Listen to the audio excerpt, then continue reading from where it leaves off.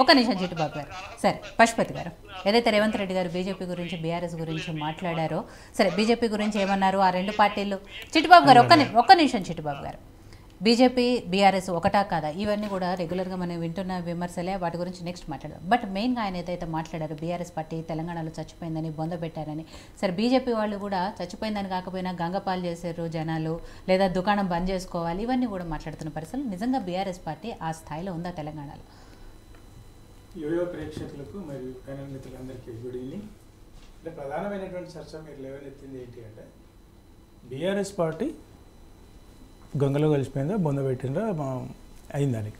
ఇది అంత ఆషమాష విషయం కాదు. ఎందుకంటే ఈ రాష్ట్రంలో ఉన్నటువంటి 33% ఆఫ్ ద విన్నింగ్ సీట్స్ వాళ్ళ దగ్గర ఉన్నాయి. 39 సీట్లు ఒక ప్రతిపక్ష పార్టీకి ఉండడం అనేది అంతమందిని పెట్టుకొని గంగలో కలిసిపోయిందని ఎట్లా అంటారండి? అది ఎవరు ఏమన్నా కూడా అంటే వాళ్ళు ఒక ప్రతిపక్ష పార్టీగా అధికార పార్టీ వాళ్ళు ప్రతి విమర్శ చేసుకోవడం ఓకే, కానీ 39 అంటే నథింగ్ బట్ అని 40 ఎమ్మెల్యే స్థానాలు, 40 ఎమ్మెల్యే స్థానాలు ఉన్న వాళ్ళు మరి వాళ్ళు ఇంకా 5 ఏళ్ళు వీళ్ళు అధికారంలో ఉంటారు కూడా. మరి అటువంటి పరిస్థితుల్లో అటువంటి భాష యూజ్ చేయడం సరైనది కాదు.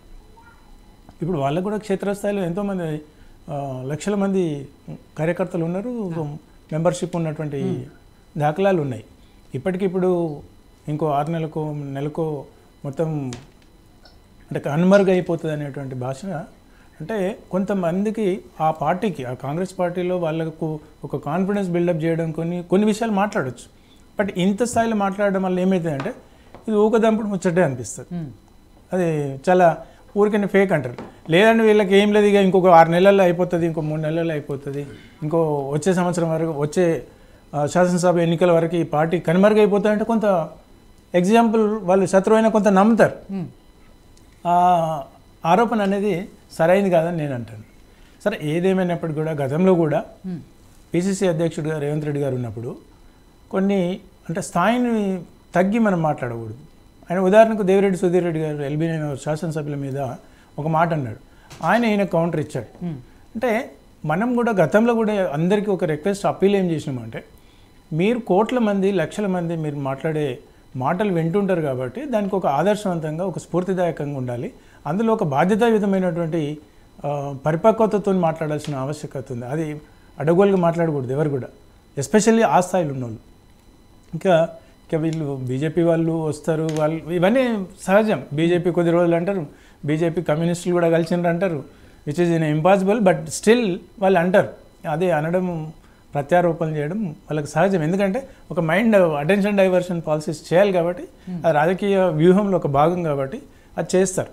అట్లాగే మోడీ గారు నెక్స్ట్ ఇటు బీఆర్ఎస్ ఇద్దరు కూడా దేశాన్ని అప్పుల పాలు చేసినారు అంటున్నారు. అప్పుల పాలు చేశారంటే అప్పులు లేకుండా మీరు ప్రభుత్వాన్ని నడిపించగలుగుతారా అనేది మనం కూడా ప్రశ్నించుకోవాలి. ఉదాహరణకు ఇప్పుడు అంటే ఈ ఫైనాన్షియల్ ఇయర్ 2022-23 ఫైనాన్షియల్ ఇయర్ ఇంకా మార్చి వరకు ఉంది. ఇప్పుడు ఈ మార్చి వరకు ఉన్నటువంటి సందర్భంలో ప్రస్తుతం అప్పులు చేశారు అని అంటున్నటువంటి రేవంత్ రెడ్డి గారి ప్రభుత్వం, అది కాంగ్రెస్ ప్రభుత్వం, వాళ్ళే 13,000 కోట్లకు వాళ్ళు ప్లాన్ చేస్తున్నారు. ఇప్పుడు జనవరిలో ఒక 4,000 కోట్లు, వచ్చే నెలలో ఫిబ్రవరిలో ఒక 3,000 కోట్లు, మార్చిలో ఒక 6,000 కోట్లు, అంటే 13,000 కోట్లు ఒక క్వార్టర్లీలో మీరు ప్లాన్ చేసిండ్రు అంటే మరి మీరు కూడా గవర్నమెంట్ని ఎట్లా నమ్మేస్తారు, ఎట్లా నడుస్తుంది? అలాంటి మిమ్మల్ని నడిపించమని అంటలేను. మీ వ్యవస్థ నడవాలంటే కూడా మీరు కొంత అప్పులు చేయాల్సిన ఆవశ్యకత ఉంటుంది కూడా. ఒకవేళ అప్లై చేయలేదనుకోండి, మరి ప్రభుత్వాన్ని ఎలా నడిపిస్తారు? మరి ఎవరి నడ్డి మీద విరగొడతారు? ఏ మిడిల్ క్లాస్ పీపుల్ని మీరు ట్యాక్స్ల రూపంలో వసూలు చేస్తారు? వసూలు చేయకుండా అయితే నడిపారు. గతంలో రేవంత్ రెడ్డి గారు అన్నట్టుగా ఏ రాజకీయ నాయకుడు కూడా నేను కూడా నా ఇల్లు అమ్ముకోను, నేను ₹1 పెట్టను అని అన్నాడు ఆయన కూడా.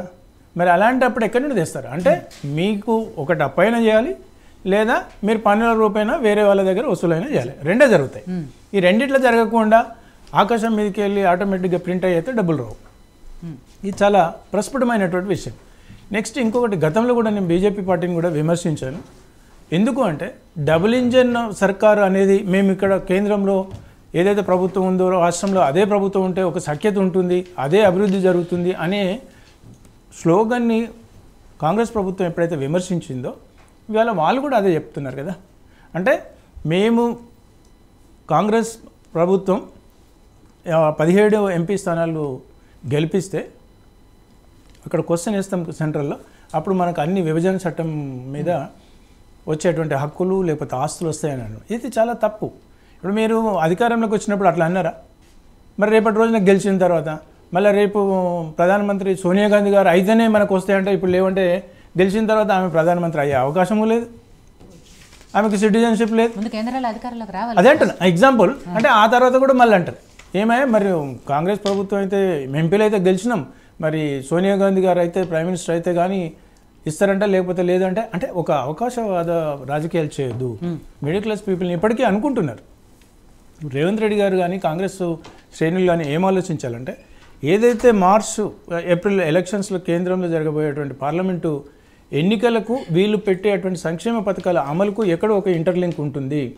దీనికోసం వీళ్ళు మభ్యపెట్టేసి ఈ కాలయాపన చేస్తున్నారు అనేటువంటి ఆలోచన ప్రతిపక్షాలకు కానీ ప్రజలకు కానీ ఎక్కడైతే ఉందో ఇవాళ రేవంత్ రెడ్డి గారి వాక్యాలు కూడా దానికి బలపరుస్తున్నట్టే కదా. అది చేయాల్సి లేకుండా అంటే కాన్ఫిడెన్స్ ఎస్ మేము కొట్లాడతాం మేము తెప్పిస్తాం అని అనాలి తప్ప ఇప్పుడు ఆ ప్రభుత్వం కనుక కేంద్రంలో కానీ రాష్ట్రంలో కానీ ఎన్నో రాష్ట్రాలలో ప్రాంతీయ పార్టీలు అధికారంలో ఉన్నాయి, మరి వాళ్ళ సమస్యలు వస్తున్నాయి కదా, వాళ్ళ సమస్యల పరిష్కారం జరుగుతుంది కదా. అంటే ఒక సఖ్యత ఉంటుందని అనడం వేరు, ఒక సఖ్యత ఉందని అనడం వేరు. కానీ వాళ్ళు ఉంటేనే మనం గెలుస్తాం లేకపోతే మన సమస్యల పరిష్కారం అవుతుందని అవి ప్రధానంగా middle class lower middle class people ఎవరైతే ఉన్నారో వాళ్ళు చాలా సఫర్ అవుతున్నారు. ఇది ఈ ఒక్క రాష్ట్రం కాదు, అన్ని రాష్ట్రాలలో. ఎందుకంటే ఏ ప్రభుత్వాలు వచ్చినా కూడా ధనవంతునికి ఏమి ఇబ్బంది లేదు, పేదోడికి ఏమి ఇబ్బంది లేదు. ఎటొచ్చేసి మధ్యతరగతి తోడుకున్నారు. మధ్యతరగతి తోడు 48% ఉంటారు. 48% ఉన్నటువంటి మధ్యతరగతి ట్యాక్స్ రూపంలో సిన్సియర్గా ఉన్నాడు, వాళ్ళ భవిష్యత్తు అంధకారంగా మారేటువంటి పరిస్థితి ఉంది. ఇప్పుడు అదేవిధంగా పశుపతి గారు నెక్స్ట్ మాట్లాడు.